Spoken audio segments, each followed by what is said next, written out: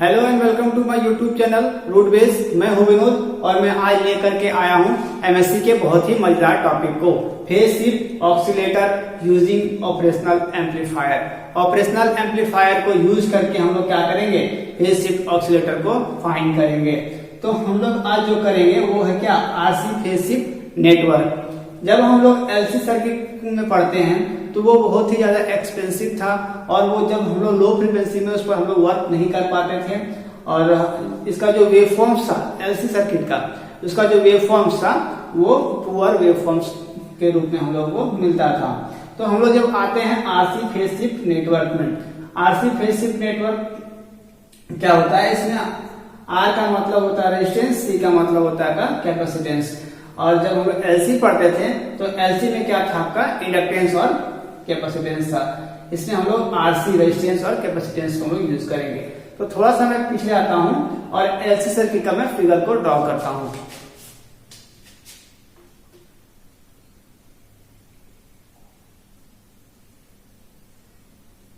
ऐसा कुछ उसका फिगर होता था, जो क्या होता था कि हम लोग जब लो फ्रीक्वेंसी में हम लोग काम करते थे तो इसमें हम लोग वर्क नहीं कर पाते थे।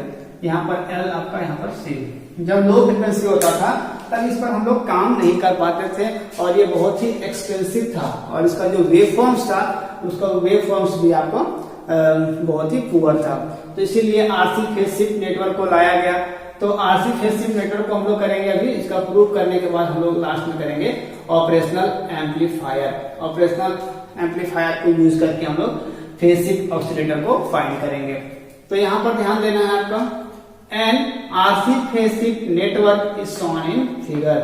RC phase shift network is shown in figure. RC phase shift जो नेटवर्क है आपका, ये फिगर में शो किया हुआ है। यहाँ पर एक रेजिस्टेंस, 3 रेजिस्टेंस है जो क्या है, इसके पैरेलल में है आपका। यहाँ पर कैपेसिटेंस है, 3 कैपेसिटेंस है और इसका जो करंट है I1, I2, I3, यहाँ पर आपका इनपुट और ये हो गया आपका आउटपुट। तो हम लोगों को क्या करना है कि तीनों को एक बार इसके लिए क्लोज लूप 1 के लिए, 2 के लिए, 3 के लिए, तीनों को हम लोग किरचॉफ लॉ को अप्लाई करके तीनों में अलग अलग सोल्यूशन निकालेंगे और उसको हम लोग क्या करेंगे, मैट्रिक्स फॉर्म में रिप्रेजेंट करके डायरेक्ट उसका आंसर लाने का कोशिश करेंगे। तो चलिए हम लोग अप्लाई करते हैं पहले लूप के लिए, मतलब कि यहाँ के लिए। जब यहाँ के लिए हम लोग अप्लाई करेंगे, applying Kirchhoff second law to close mesh 1, हम लोग इस मेश के लिए हम लोग क्या करेंगे, किरचॉफ सेकंड लॉ को अप्लाई करेंगे। तो जब यहाँ के लिए हम लोग अप्लाई करेंगे तो यहाँ पर क्या हो जाएगा आपका, कि यहाँ पर आपका आउटपुट क्या है, V0। तो ये V0 equal to I1 minus JXC।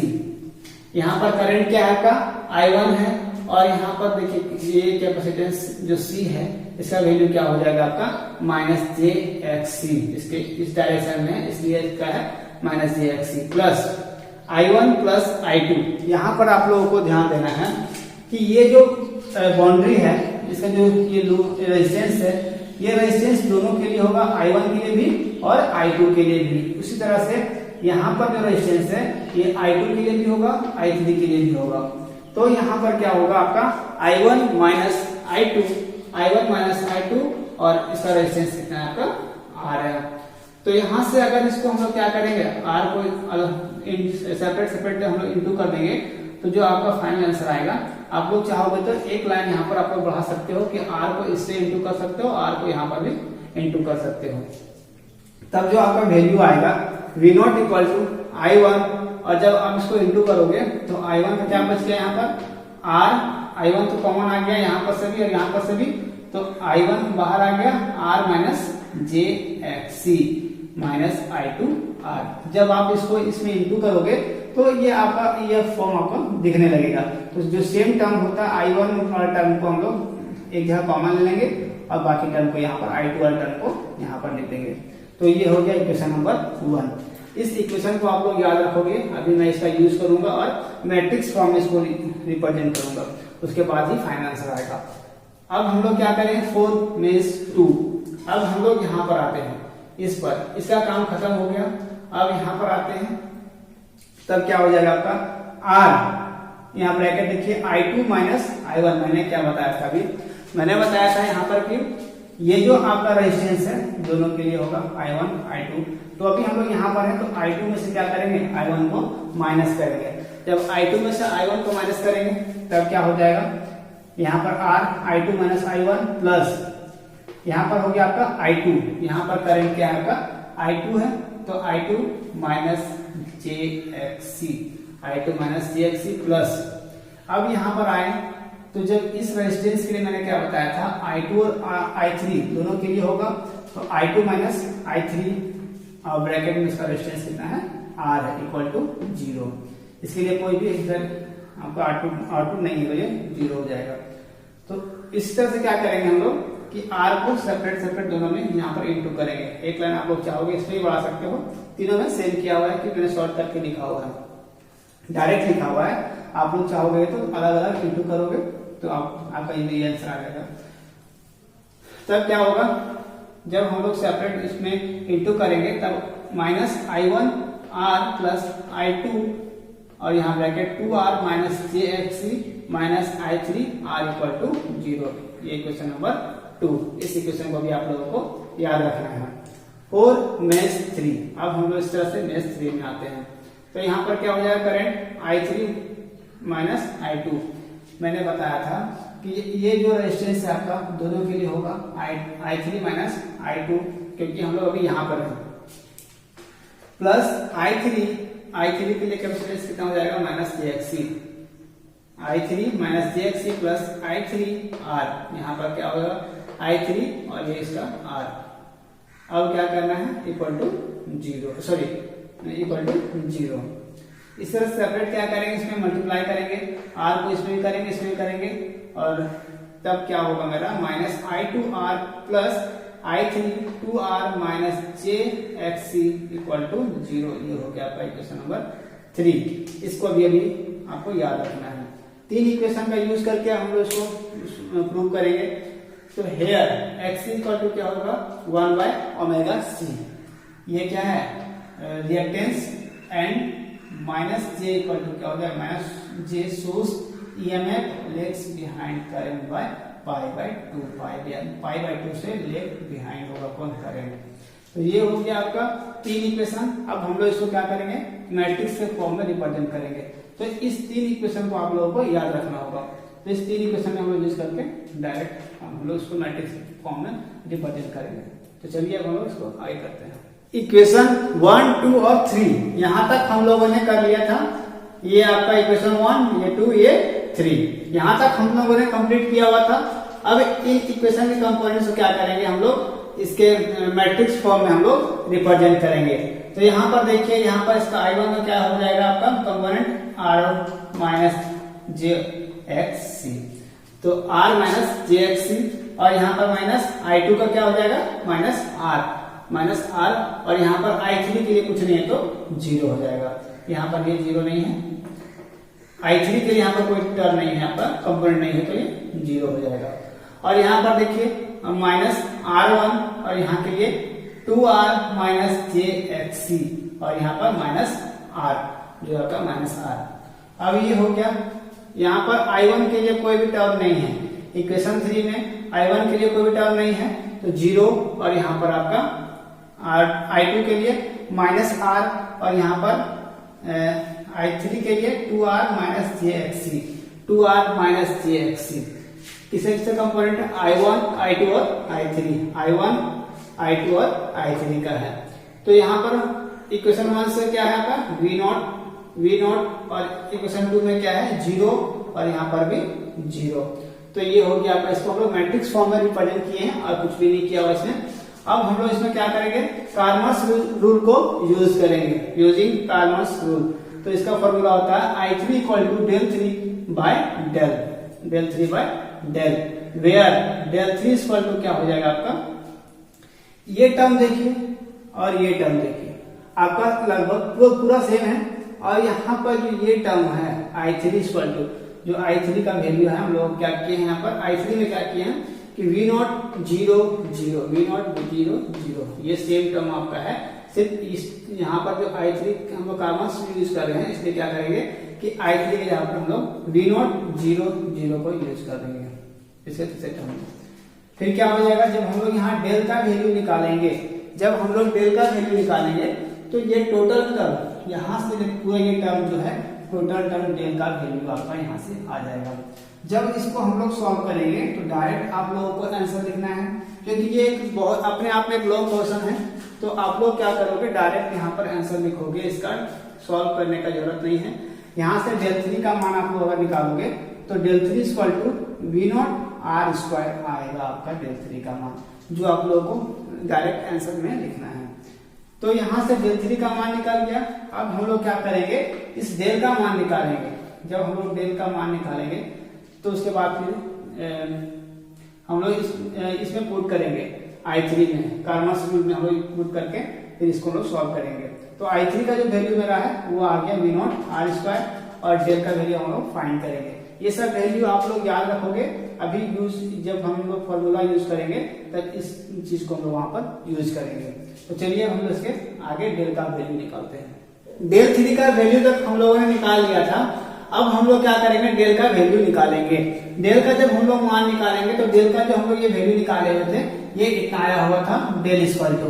तो डेल इक्वल टू क्या होगा, आर माइनस जे एक्स सी। जब हम लोग इस टर्म को लेंगे आर माइनस जे एक्स सी, तो ये टर्म और ये टर्म आपका नेगेटिव हो जाएगा, तो बचा हुआ ये टर्म को हम लोग ऐड करेंगे। तो क्या हो जाएगा, 2r माइनस जे एक्स सी, 2r माइनस जे एक्स सी, 2r माइनस जे एक्स सी, 2r माइनस जे एक्स सी, और माइनस आपका आर स्क्वायर। अब क्या होगा, ये तो बाहर टर्म हो गया।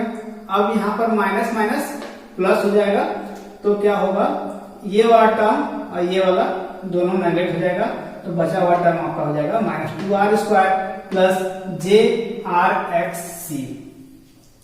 अब हम लोग क्या करेंगे कि इस टर्म, ये टर्म आपका सेम रह गया, ये दोनों टर्म को ऐड करेंगे, तब क्या हो जाएगा, r minus J X C, यहाँ पर हो जाएगा आपका two 4r square minus J X, sorry यहाँ पर X C square minus 4j R X C minus R square.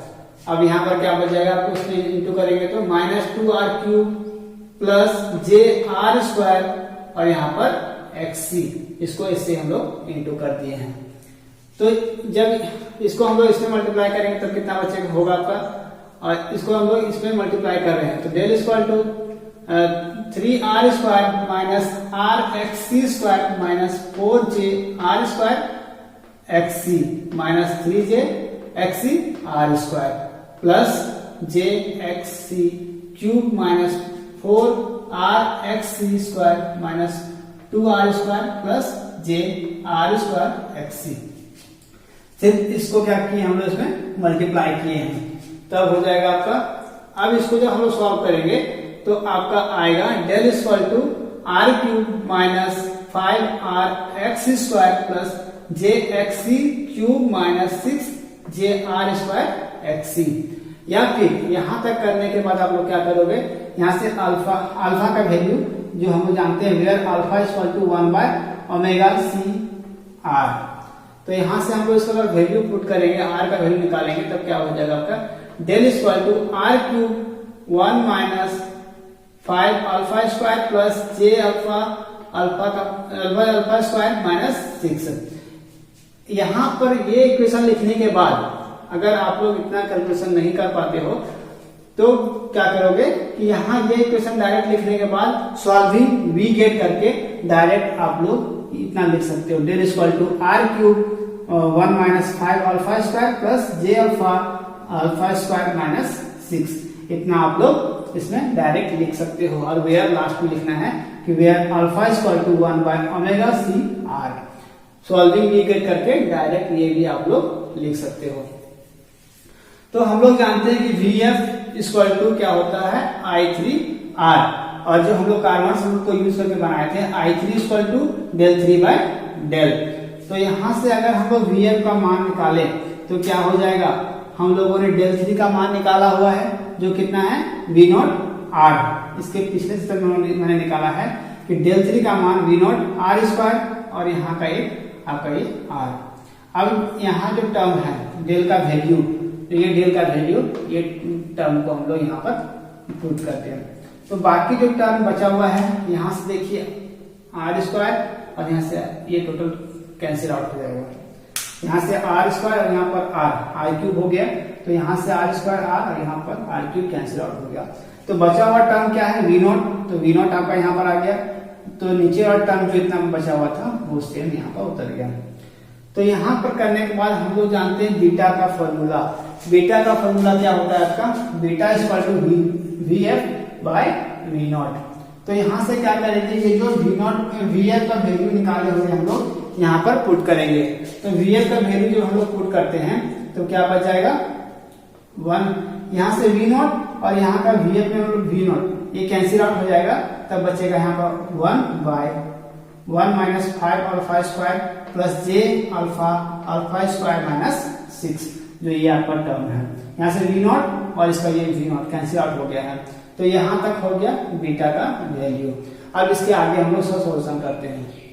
Beta का वैल्यू हम लोगों ने निकाल लिया था। बीटा का वैल्यू निकालने के बाद हम लोग क्या करेंगे, for sustained oscillation A beta equal to 1। तो बीटा का वैल्यू हम लोगों ने निकाल लिया है पहले से ही। तो बीटा का वैल्यू क्या निकाले हम लोग, beta equal to 1 by 1 minus 5 alpha square और यहाँ पर क्या था आपका J alpha minus alpha square minus 6। इतना था आपका बीटा का वैल्यू जो हम लोगों ने पिछले सेशन में निकाला हुआ है। तो ये बीटा का वैल्यू यहाँ पर हम लोग अगर पुट करते हैं तो क्या बच जाएगा 1 by A by 1 minus 5 alpha square plus J alpha और अल्फा स्क्वायर माइनस 6, जो हम लोग यहाँ पर बीटा का वैल्यू पुट करेंगे। तो इसके बाद क्या होगा आपका equal to 1 A by 1 minus 5 alpha square plus J alpha square minus 6 equal to 1, जो यहाँ पर बीटा का वैल्यू पुट किया हुआ है। अब हम लोग क्या करेंगे कि इसको दो टर्म में, एक इमेजनरी और एक रियल पार्ट में हम लोग डिवाइड करेंगे। तो यहाँ से हम लोग क्या करेंगे कि इमेजनरी को हम लोग क्या लेंगे, इसको 0 मान लेंगे और a by 1 minus alpha square को हम लोग 1 मान लेंगे। तब क्या होगा, ये हो गया आपका फर्स्ट कंडीशन, ये हो गया आपका सेकेंड कंडीशन। तो जब हम लोग फर्स्ट कंडीशन में लेंगे तो इस अल्फा को इधर ले आएंगे तो ये 0 हो जाएगा। तो अल्फा माइनस 6 इक्वल टू 0 बचा। For first condition gives alpha square equal to 6। तो यहाँ से अल्फा स्क्वायर इक्वल टू 6 करेंगे तब ये क्या होगा, अल्फा का वैल्यू नॉट इक्वल टू 0 आएगा। तो ये 0 नहीं आएगा आपका अल्फा का वैल्यू। तब क्या करेंगे, तो अल्फा स्क्वायर हम इक्वल टू हम लोग जानते हैं कि 1 by omega square C square R square. तो देखिए यहाँ पर क्या होता है कि अल्फा का वैल्यू हम लोग पीछे निकाल चुके हैं 1 by omega C R square, और अगर हम लोग यहाँ स्क्वायर लगाते हैं तो सारे में स्क्वायर हो जाएगा, सारे में स्क्वायर होगा। तो ये हो गया आपका अल्फा स्क्वायर का value. Alpha square equal to 1 by omega square C square R square और इक्वल टू 6 हो जाएगा। तो यहाँ से क्या करेंगे, ओमेगा स्क्वायर प्लस 1 बाय, अब हम लोग क्या करेंगे यहाँ से ओमेगा स्क्वायर का वैल्यू निकालेंगे। तो omega square equal to 1 by, यहाँ पर आपका 6 नहीं होगा, स्क्वायर नहीं होगा, यहाँ पर 6 आर स्क्वायर सी स्क्वायर। तो यहाँ से अगर स्क्वायर हटाएंगे तो ये क्या हो जाएगा, अंडर रूट में चला जाएगा और यहाँ से स्क्वायर हट जाएगा। तब क्या बचेगा, omega square to 1 by under root 6 R C. और हम लोग जानते हैं कि f इक्वल टू फॉर्मूला क्या होता है, f इक्वल टू 1 बाय 2 पाई होता है। तो 1 बाय 2 पाई यहाँ पर कितना हो जाएगा आपका, तो f इक्वल टू 1 बाय 2 पाई और ये आपका 1 बाय 2 पाई ओमेगा होता है, यहाँ पर 2 पाई ओमेगा होता है। तो f equal to 1 by 2 pi omega का वैल्यू हम लोग यहाँ पर पुट कर दिए हैं। तो ये हो गया आपका फ्रीक्वेंसी निकल गया, ये फर्स्ट कंडीशन के लिए था। अब हम लोग अप्लाई करेंगे सेकेंड कंडीशन के लिए। जब हम लोग सेकेंड कंडीशन के लिए अप्लाई करेंगे तो यहाँ पर देखिए 1 by 1 minus 5 a by 1 minus 5 alpha square equal to 1। तो हम लोग जानते हैं कि अल्फा स्क्वायर का वैल्यू हम लोग कितना निकाले हुए हैं, 6। तो यहाँ पर 6 पुट कर देंगे तो 5 इंटू 6 कितना हो जाएगा, 30 हो जाएगा। Substituting alpha square equal to 6 in second condition. Second condition में हम लोग अप्लाई करेंगे तो a बाय 1 माइनस 30 कैसे हुआ 30, यहाँ 6 अल्फा स्क्वायर का वैल्यू हम लोग लाए हुए हैं तो यहाँ पर क्या हो जाएगा 6 पुट करेंगे तो 5 इंटू 6 आपका 30 हो जाएगा, तो इक्वल टू 1। तो यहाँ से अगर हम लोग ए का वैल्यू निकालें तो कितना हो जाएगा, ए का वैल्यू -29 के बराबर होगा। 10 the amplifier must have a gain of 29, कितना गेन कर रहा है ये 29 गेन कर रहा है with a phase shift of 180 degree. यहाँ पर आगे जब हम लोग अभी इसके बाद हम लोग करेंगे ऑपरेशनल एम्पलीफायर, तब आपको समझ में आएगा कि 180 डिग्री कैसे होता है। तो चलिए अब हम लोग इसके आगे करेंगे operational amplifier, RC phase shift या फिर phase shift oscillator using operational amplifier, जो आपका मेन टॉपिक था।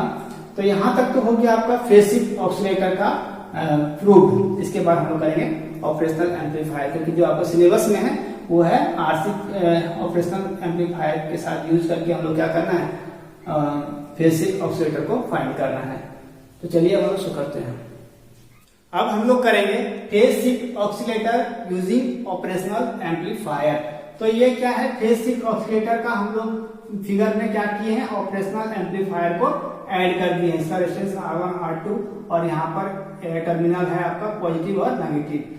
पॉजिटिव टर्मिनल जो आपका रिप्रेजेंट कर रहा है वो नॉन इन्वर्टिंग जो ग्राउंड स्टेट में है, और ये इन्वर्टिंग टर्मिनल जिससे ये आपका रेजिस्टेंस कैपेसिटेंस सब क्या है आपस में कनेक्ट है।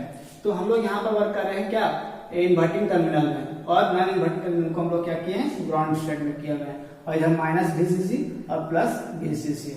आपका ये फेज शिफ्ट ऑक्सीलेटर का ही फिगर है। इसमें हम लोग केवल सिर्फ ऑपरेशनल एम्पलीफायर को ऐड किए हुए हैं। तब हम लोग को क्या करना है, इस फिगर के बारे में हम लोगों ने इस थ्योरी में लिखा हुआ है। तो चलिए इसको हम लोग थ्योरी को देखते हैं। The circuit diagram of RC phase shift oscillator using operational amplifier having 3 RC cascade networks and feedback is shown in figure. इसमें हम लोग 3 RC फेज शिफ्ट ऑक्सीलेटर को लोग कैस्केड को हम लोग क्या किए हैं, शो किए हैं, जो फिगर में आपका शो है। This amplifier is appeared inverting mode and hence output signal of the operational amplifier is shifted by 180 degree to the input signal। अब यहाँ पर देखना है कि 180 डिग्री आपका बनता कैसे है। तो यहाँ पर ये हो गया आपका 60 डिग्री, यहाँ पर भी 60 डिग्री और आपका यहाँ पर भी 60 डिग्री बनेगा।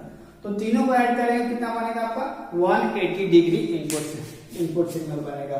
180 डिग्री इनपुट सिग्नल तीनों को ऐड करेंगे 60, 120 और 60 आपका हो गया 180।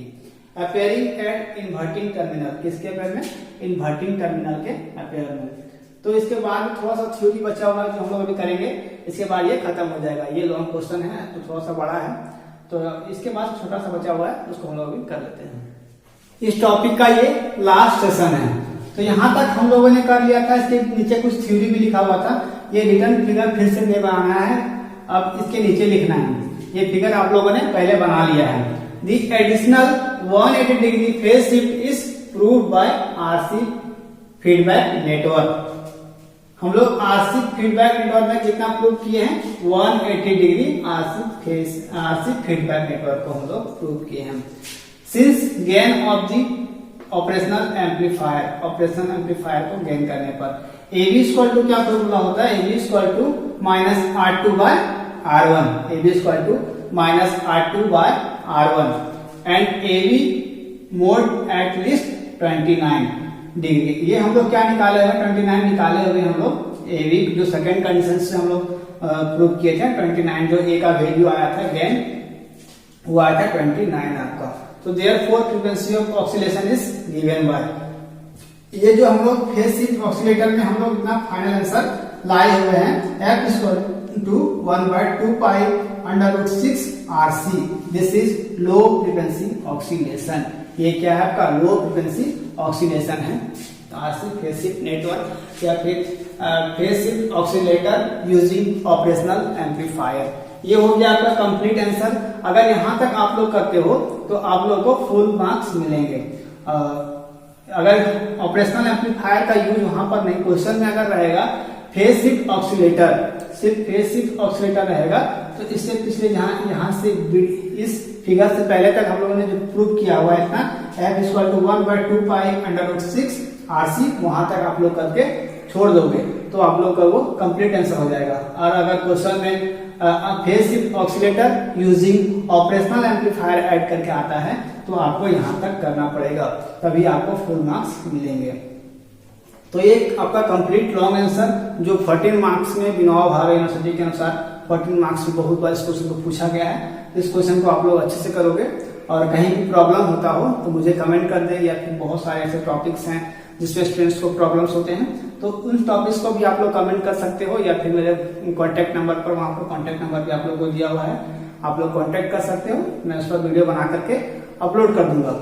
और मिलते हैं फिर अगले वीडियो में। अगर ये वीडियो आप लोगों को अच्छा लगा हो तो मेरे चैनल को सब्सक्राइब कर लें और मेरे चैनल को शेयर कर लें। शेयर कर दें ताकि जो नए स्टूडेंट हैं वो भी आसान भाषा में, साधारण भाषा में फिजिक्स पढ़ सकें और आगे बढ़ सकें। तो मिलते हैं अगले वीडियो में, तब तक के लिए थैंक यू।